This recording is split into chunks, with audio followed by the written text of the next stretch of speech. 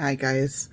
So I just did a kind of a short on what happened with the US, or Trump specifically, not the US, Trump specifically, attacking Iran, and the anxiety that I have, and the devastation of hearing about all those girls that were killed, and um, the anxiety of what's going to happen now.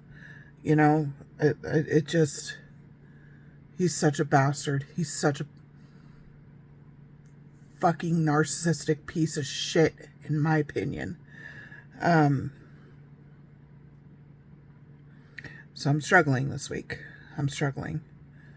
But I do want to go ahead and read a couple chapters to you guys. I'm sick. So I've been sick since Wednesday. And I've been down all weekend. Like, all weekend.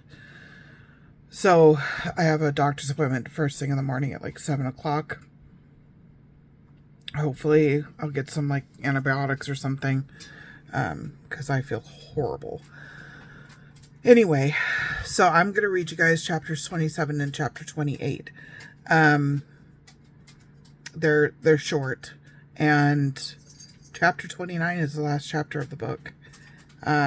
So next Sunday will be the last that I will read from the book. I'll do another video the week after to talk about the book specifically and why I read it on here, and my thoughts. But let's go ahead. Chapter 27 is titled Exhausting. This is August 10th, 2022, day 34. As always, I start with a quote. This is by Glynis Sherwood, M.E.D. It says, narcissistic parents. Children of selfish and demanding parents are not guilty of anything.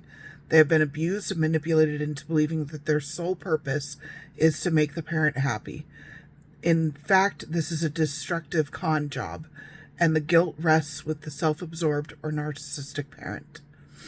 Okay, my words. I could not write yesterday. For the first time since I began this, I just couldn't. The family is taking a major toll on me, all in the name of helping. Jaren, this never happened. Jaren, do we need to call the beast? Seriously? Call the maternal figure?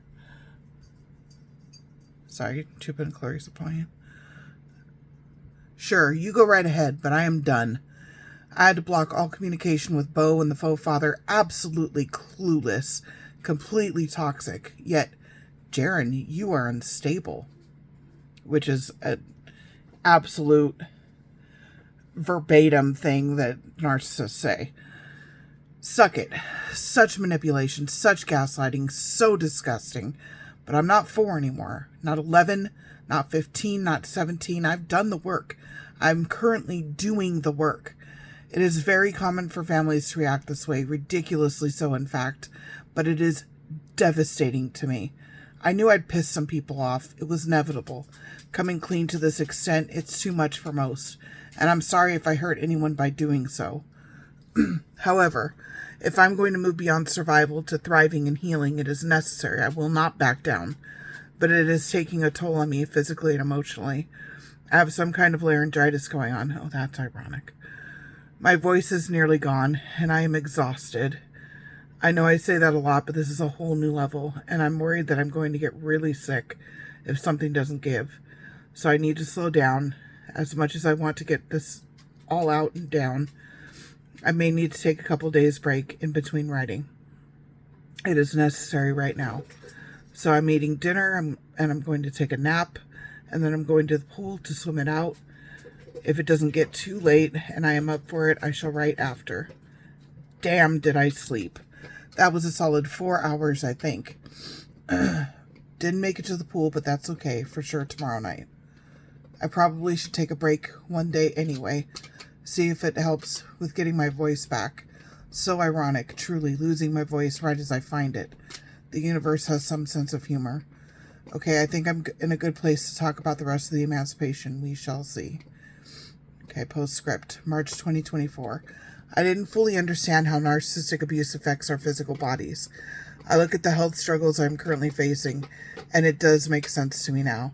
Of course I would get sick, but does it mean I should stop? Hell no. I believe every survivor/warrior should read and listen to every expert out there on this subject. Dr. Ramani Durvasula, Dr. Ingrid Clayton, Pete Walker, Dr. Kathy Barrett, Shahida Arabi, Dr. Les Carter, and there are so many more who I'm still learning about. Katie Gillis. Love her. I just didn't know about her at this time when I was writing the book. When it comes to understanding how narcissistic abuse affects our bodies, though, every survivor/warrior needs to read The Body Keeps the Score by Bessel van de Kolk. It's upsetting to read, yet so damn necessary. All right. Chapter 28 is titled Hanging On. This was August 11th, 2022, day 35. The quote by Ray Smith: "The enemy doesn't stand a chance when the victim decides to survive." 35 days. It is insane how much can go on in 35 days. I didn't write day before yesterday. That's okay. I needed the break. Work was a lot. I had a ton of errands to run after work, and my back is acting up for the first time in weeks. I hate when it is like this. I can't stand straight.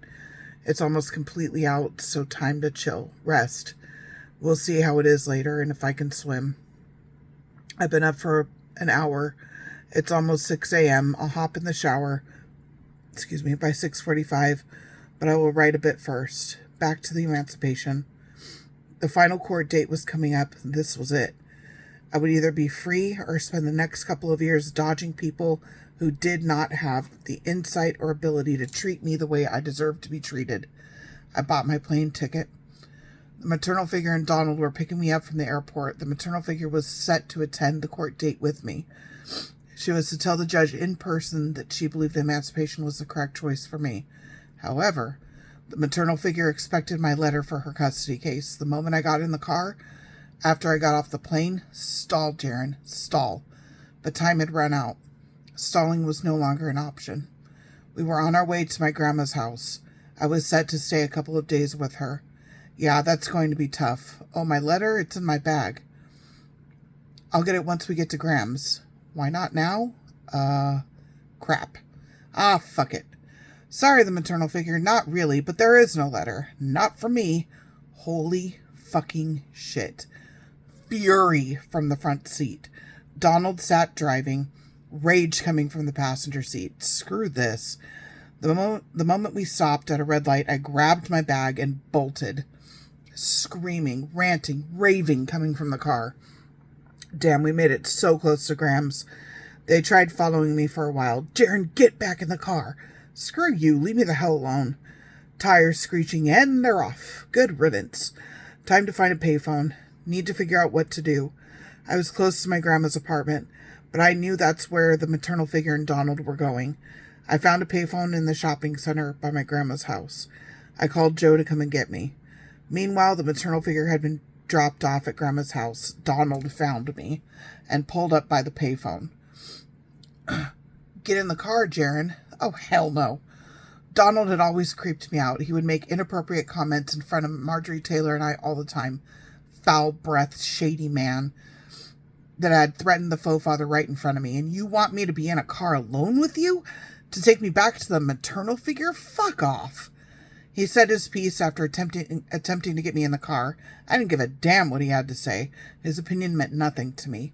He eventually left, thank God, and I was left waiting for Joe, wondering what the hell was going to happen with the emancipation tomorrow. The maternal figure was supposed to be there. It was in the court paperwork. Shit. It ended up working out in my favor. The court saw her as a flake, not showing up for her kid once again. Emancipation granted, pure fucking relief. I was still scared, but brave and determined nonetheless. So damn proud of myself. I had proven to myself that with supremely hard work, a ton of courage, and help from good people, things don't always need to be so awful. I could change my circumstances. I had power over my own life. It was unbelievably freeing. Postscript, March 2024. This was one of the most dangerous and bravest things I have ever done. I don't feel good that I played the maternal figure sick games against her. In fact, it makes me feel gross, like I need a shower. However, I do realize that with someone like her, one must stand up and do the unexpected. She had hurt me and the siblings for long enough. I'd had enough. The game playing, the political grossness of the whole thing, I hate it. It's not ordinarily who I am, but if I am cornered, I will fight back. That's what this was. Due to all of this, I have mixed emotions about this event.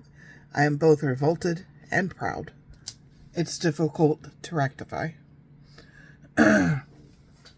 It was necessary to play her.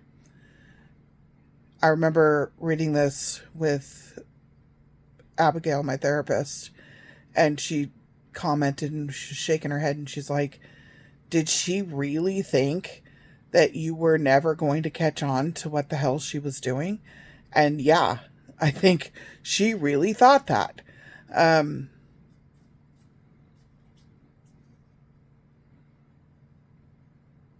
I don't know if this is the last chapter. There was...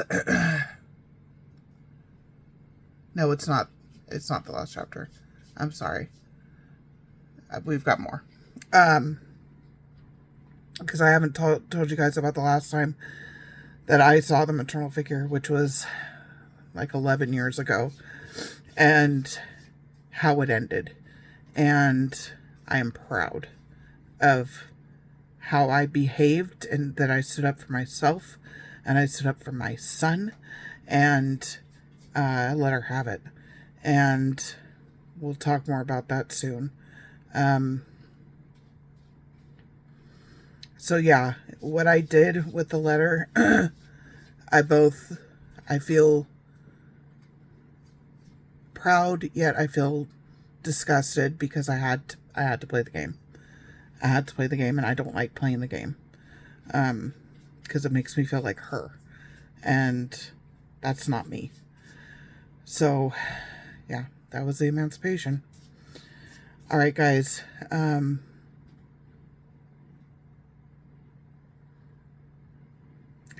We'll talk soon. Definitely next Sunday. I might do more videos in between, depending on what is happening in the world, because I'm having a hard time right now, and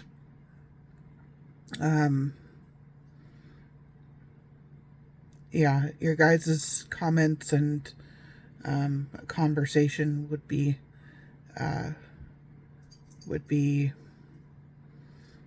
much appreciated, because we're all going through it, you know. This is a terrible time for our country. This is a terrible time for the quote-unquote leadership that we have, this narcissistic piece of shit that we have supposedly guiding us. And I just feel so badly for all the innocent bystanders, especially those little girls that were killed. I'm just fucking disgusted by the whole thing and scared. All right, guys. We'll talk soon. Take care of yourselves. Take care of each other. Love you. Talk to you soon.